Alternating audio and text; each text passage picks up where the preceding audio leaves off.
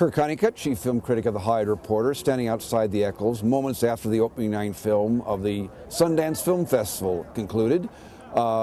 Things got off to a great start with Bob Redford showing up and making a few political remarks, which led into a very political opening night film, Chicago 10, by Brett Morgan. Brett Morgan has done a very interesting job of telling a story of the 1968 Chicago Convention of the Democratic National Party, at which there were tens of thousands of young people protesting the war. Both the moratorium and the Yuppies came, and the Chicago police basically started beating up everybody they could see. And old news to some of us who lived through it, but I guess brand new news to probably a whole generation that didn't know about the protest movements of the 60s and maybe how far things went, both in terms of police repression and the kind of theatrical style of some of the members of the moratorium and the Yuppies.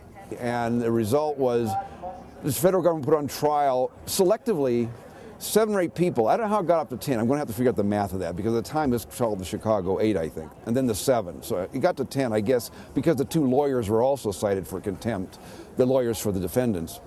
The point is, the film does a very interesting thing. There was no footage of the trial itself, the trial of the Chicago 10.